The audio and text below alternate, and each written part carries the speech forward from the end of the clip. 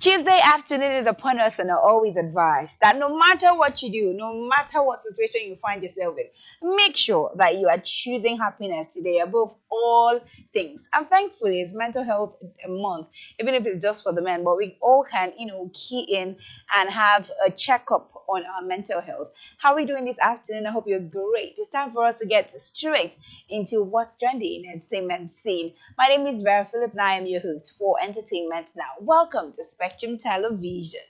I'm starting off this afternoon with Jessie J. A lot of people, especially millennials, and let's just say Gen Z to the 1990s, will love or remember or feel Jessie J's music a whole lot. That lady gave us good R&B stuff to listen to back in the day. However, she has been dealing with breast cancer. Jessie J has now undergone breast cancer surgery and now awaits for the results to see where she's at on her breast cancer journey. Now, for anyone who has gone through cancer, it is very important to note that sometimes after the surgery, it never actually goes away. Sometimes you might have to do another surgery, sometimes you have to be placed on dialysis. It's always different thing from one to another, different situations. Once you have to deal with cancer once, most likely it keeps coming back. So in Jessie J's case, she has actually come to the public to update us on how a cancer situation has gone through. In the last 48 hours, she says she's been looking at her entire journey, her lows and her highs, and what this operation means to her. She made this post on Instagram today, this morning, and of course, she's keeping us updated with what's been going on in her life, especially when it comes Now to I've been at the breast cancer. Let's hospital take a look at some of for the videos she made on social media. 6.5 hours. I've been at the hospital for 6.5 hours, and I'm still waiting to go down to the theater.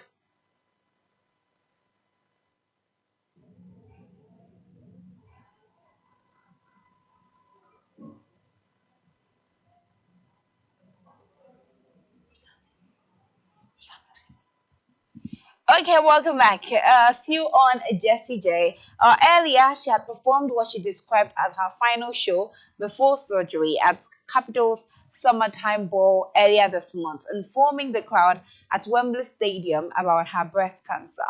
So now we are putting our voice with that of Jessie J and her family to pray for her and hope that this actually comes to an end. Her breast cancer journey comes to an end so that she can continue to deliver great things for us and most importantly, live her life happily with her family. Away from Jessie J, we take a look at what's going on in Cobra Kai, the movie camp. Now, we have the lead actors and actresses, Alicia Hanakim and Covey. Martin Covey come up on a one-on-one while on set. And now, Alicia has accused her co-star Martin Covey of assaulting her during an appearance at SummerCon in Washington on Sunday, June 22nd. According to the police report that she made, she actually said that a lot happened. She had gone into there to she had gone into his dressing room to greet him. Or when she went there, she was being approached by some sort of violent treatment from Covey. She said that she went there to his booth to greet him with a light tap on the shoulder, but Covey suddenly grabbed her arm and hit her upper arm. He grabbed her on the arm this way and then hit her at her upper arm and so hard that it nearly drew blood, causing her to cry out in pain. So the report also adds that Covey then grabbed her arm again and kissed the same area where he had beaten her. This was really painful, according to Alicia Hanna. Now, Alicia Hanna and her husband, actor Sebastian Roche, immediately confronted Covey about the alleged assault, where Covey reportedly became defensive and insisted that he had done nothing wrong. Hannah, on the other hand, then sought for on-site law enforcement officer who observed a very noticeable bite mark on her arm and was already turning blue and bruising. Kobe was questioned by the officer, and he did admit to biting Hanakim, but claimed it was done in gesture, like just laughter, because they often play fight on the Cobra Kai set, and he didn't consider it very serious. However, Hannah Kim has decided to not press charges, but she requested an official report to be filed just in case the behavior continued. It's funny because these people often give us some, action movies. So they tend to fight a lot on set. So sometimes it's hard to get out of character, and they most likely will bring that character into their real lives. Imagine just going to go and greet your co-star, and they are play fighting with you. Like what you do on set is what they're doing in real life. I can most definitely understand how hard it is sometimes to actually get out of character when you're done playing a particular movie. It can be really hard to get out of character. But in this case, we hope that it doesn't repeat itself again, so that we do not have Kobe and Hannah have to go to court for assault. That's already too much. We have a lot of assaults going on already. We do not intend to add the both of them. We do not intend to add Kai. Sorry, not Kai. We do not intend to add Hannah and, of course, Kobe to that list. Moving forward and back to Nigeria is about Yinka Thiessen. Yinka Thiessen is the new wife to Links Edochie. Links Edochie is a brother to Young Edochie. Let's just call it the Edochie's family. Now, yesterday I brought to you about what's been going on in that camp where her she has been calling out May Edochie on social media. Recent one where she did was actually post May Edochie's picture, phone number on social media, and this caused a lot of uproar on social media, and people were wondering what happened. Like, why are you doing that? What did May Edochie do to you? She did say that May Edochie had her number given out publicly, and therefore she's just returning the favor. But of course, nobody saw or heard where May Edochie had posted her own number or given her number out to anybody. And so it was just funny that, that accusation was made. However, this doesn't seem to have gone down well in her family or in her home or in her marriage, as a matter of fact. As we saw a message that was made by her husband, Nins Edochie, disassociating himself with the situation and, of course, even with her. He did also say at the end that he would rather be alone than be, in a situation that causes trouble. Yinka now has reacted to this comment and, of course, the blocking by her husband on social media. She come for all those who are probably laughing at her and her current situation, and she tells them that, what, she's going to start blocking them, that they had a small misunderstanding over this argument, and the next thing he could do was block her and get her angry. Now, prior to this, she had already made a post calling him Odogu on social media, and now she moved that to complaining about the fact that he had to embarrassingly block her and even break up with her because of the May Edochie situation. According to her, also, Liz Edochie is scared, afraid, is scared of something, and hence the reason why he is disassociating himself from her. Now, whatever the situation of things are, I said it yesterday and I'm going to say it again. We have elders in this family. I do not understand why, this family will be rubbing itself in the mud, the social media mud, the way it's doing, when we have the likes of Peter Doche in this family, people who were the custodians of traditions when it comes to our early day Nollywood movies. So it's funny to see how tradition has been thrown out the window with his own children. Of course, no blame to Peter Dochi whatsoever. I mean, his children are grown adults, and whoever it is they choose to make partners, it's totally on them. However, I still feel that members of the family, especially those who are elders, could sit these people down and have a conversation with them. Anyways, away from Yinka and her husband Lisa Doce, we bring to you Viola Davis. Now, Viola has always been my favorite black actress.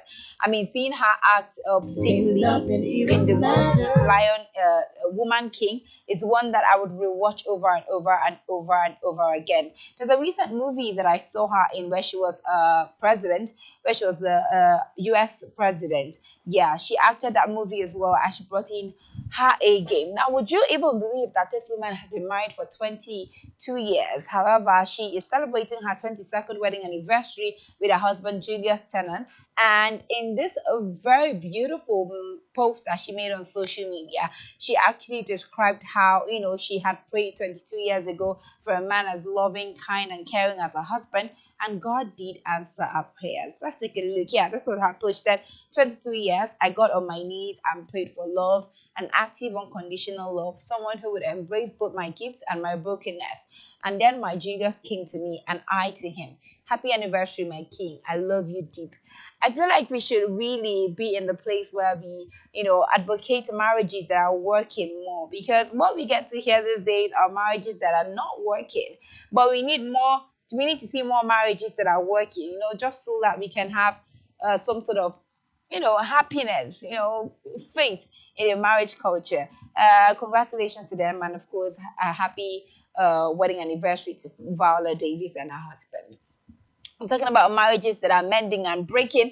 Portia Williams, just went through a divorce with her Nigerian husband Simon Gubardia, and then she made a post afterwards, or she, made a statement afterwards, and said that she feels so relieved by, this divorce finalization, as this was becoming a thorn in her flesh. Let's take a look at the video.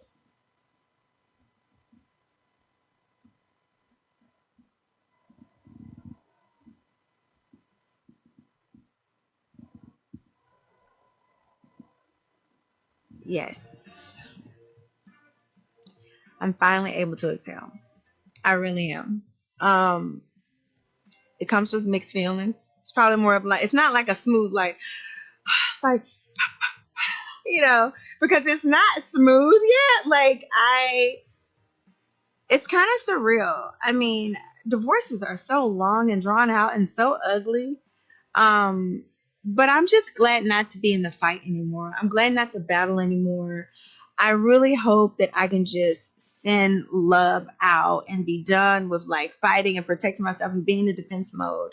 I'm just ready to move on and live. I really am. I'm ready for what's next. I really, really am. And I forgive myself and I truly forgive him. And and I'm done with the animosity, and I'm done with what could have been. And I'm also done fantasizing about what it could have been. Because when you have a marriage like mine that felt so perfect, you often, after the breakup, fantasize about how perfect it could have been and what you could have done different. And I'm okay now with how everything has happened. And I'm good. Okay, for Portia Williams, I think that we're good as well with you. I mean, you clearly made your choice, and yeah, it obviously has been doing well and good for you. I don't know, do they say congratulations when people get divorced? Because I don't know if I'm supposed to be telling Portia Williams congratulations. She's been on about this divorce for the longest, and yeah, it's good that it's finally come to an end where she can actually move on with her life and all this. Or her husband, Simon, was actually deported to Nigeria, and then we just hope to see what happens afterwards. And that's all the stories we can bring to you today on Entertainment Now. Thank you very much for being a part of our show. We'll be back tomorrow for another full package. But until then, do have an amazing rest of your day. My name is Vera Philip. You can follow me on social media. On Facebook is Vera Philip. On Instagram is Vera Philip _MGC. Till tomorrow. Bye for now.